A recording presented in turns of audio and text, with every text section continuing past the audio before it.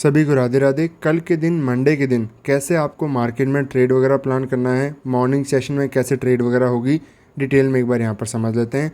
यहाँ पर प्रीवियस 3-4 दिनों से मार्केट यहाँ पर सेलिंग आने की कोशिश कर रहा था। डेली टाइम फ्रेम का ये चार्ट है। मार्केट ने वापस यहाँ पर कैसी कैंडल बनाई, उसके बाद में एक ग्रीन कैंडल यहाँ पर बनाई। 4 दिनों से मैं प्रीवियस वीडियोज़ के अंदर भी आपको बार बार ये चीज़ समझा रहा था कि इस तरीके से जो सेलिंग आने की कोशिश कर रहा है वो बिल्कुल भी सस्टेनेबल नहीं है। क्यों? मार्केट 4 दिनों से एक ही जगह पर खड़ा है। मार्केट जो लो भी लगा रहा है वो सस्टेन नहीं कर पा रहा है। इसी एरिया के अंदर बार बार यहाँ पर टाइम स्पेंड कर रहा है, जो कि सेलर आने के लिए बिल्कुल भी ऐसी सही सिचुएशन नहीं होती।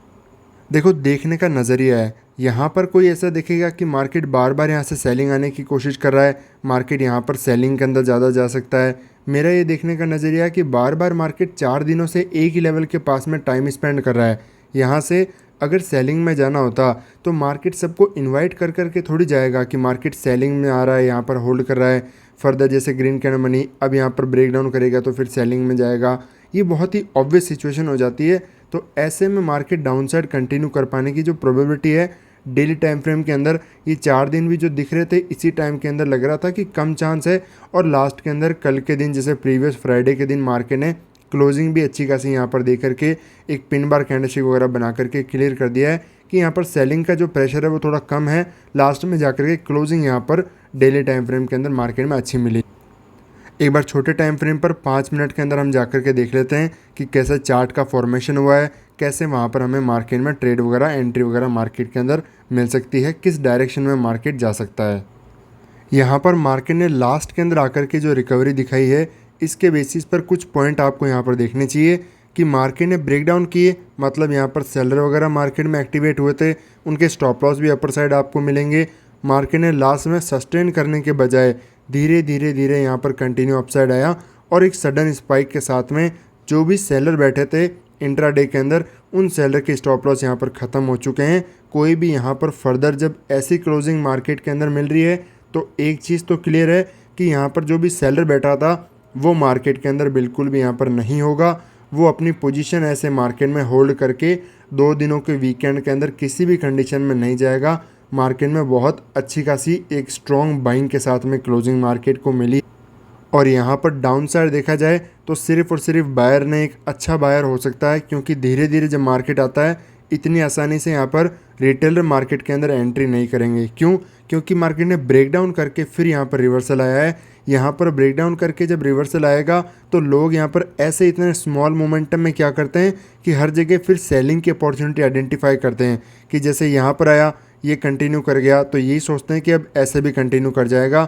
सेलिंग करते रहते हैं जब तक कोई ब्रेकआउट ना जाए। तो इसके बाद में जाकर के यहाँ पर सिर्फ और सिर्फ स्टॉप लॉस ही दिए होंगे। ऐसे में कोई यहाँ पर बायर पोजीशन नहीं बना पाया होगा। एक अच्छा बायर होगा, उसी ने मार्केट में जैसे ऑपरेटर ने ही यहाँ पर अपनी पोजीशन वगैरह क्रिएट की होगी, यहाँ पर अच्छी खासी मार्केट के अंदर पोजीशन वगैरह बनाई होगी बाइंग साइड के अंदर। और अगर अपर साइड की बात करें तो ये जो स्ट्रॉन्ग रेजिस्टेंस है, ये बहुत ही इंपॉर्टेंट रेजिस्टेंस एरिया हमारे लिए रहेगा। मार्केट बहुत बार इस एरिया से कंटिन्यू रेजिस्टेंस ले चुका है, तो यहाँ पर अपर साइड सेलर के स्टॉप लॉस भी आपको देखने को मिलेंगे। Positional stop loss monthly basis पर जो भी कॉल पुट शॉर्ट करते हैं मार्केट में, उनके यहाँ पर स्टॉप लॉस आपको देखने को मिल सकते हैं। तो अब बात आती है कि कैसे मार्केट के अंदर डायरेक्शन कैसे पता करें कि मार्केट कहाँ जाएगा। यहाँ पर मार्केट में सपोर्ट है, इस एरिया में सपोर्ट है, कंटिन्यू यहाँ पर सपोर्ट है। अगर मार्केट की ओपनिंग इस बायर के फेवर में ओपन होता है तब तो हम मार्केट में डायरेक्टली इनको टच नहीं करेंगे अगर गैप अप ओपन होता है तो। बट अगर मार्केट फ्लैट या गैप डाउन वगैरह ओपन हो जाता है तो ऐसी कंडीशन में जब तक मार्केट में ये ब्रेकडाउन वगैरह नहीं हो जाते हैं, यहाँ पर सेलिंग साइड का ही हमारा सेटअप हमें आइडेंटिफाई करना है। मार्केट इन्हीं बायर को टारगेट करेगा, डाउन साइड एक मोमेंटम आ सकता है। बट अगर मार्केट गैप अप ओपन हो जाता है, ऐसी कंडीशन में इस बायर के फेवर में मार्केट ओपन हो रहा है, तो यहाँ पर मार्केट रेजिस्टेंस से थोड़ा सेलअप दिखा सकता है, सेलर को ऐड कर सकता है। उसके बाद में यहाँ पर इस लेवल का ब्रेकआउट वगैरह करते हुए आपको दिख सकता है। तो हम यहाँ पर बड़े गैप अप में बाइंग साइड का व्यू रखेंगे ताकि मार्केट इन लेवल को जो स्ट्रॉन्ग रेजिस्टेंस एरिया है इसको निकालते हुए बड़ा मोमेंटम कर सके। या फिर अगर मार्केट छोटा मोटा गैप अप ओपन होता है और ओपन होते ही तुरंत इस एरिया के अंदर आ जाता है तब भी हम बाइंग साइड का ही व्यू प्लान करेंगे उस सेटअप के बेसिस पर जो मैंने आज के दिन आपको एमएमएस कोर्स के अंदर ऐड किया है।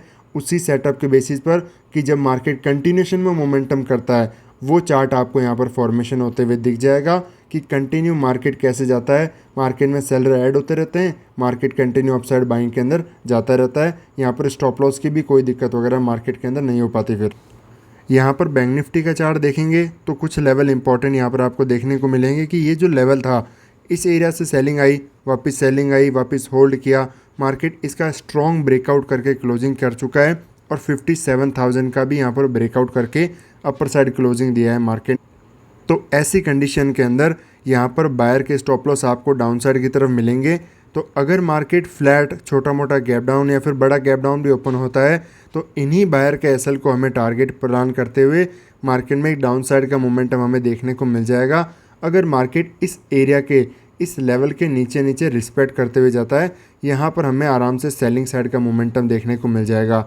बट अगर मार्केट ओपन होता है, अप साइड की तरफ निकल जाता है, उस कंडीशन में रिवर्सल का बिल्कुल भी प्लान नहीं करना है, क्योंकि अगर बड़ा मोमेंटम थोड़ा सा अप साइड हो गया तो ऐसे में जो बाय करके बैठा है यहाँ पर मार्केट में पोजीशन है जिसकी, वो बहुत अच्छे खासे प्रॉफिट में वैसे भी यहाँ पर है और अच्छे खासे प्रॉफिट में हो जाएगा।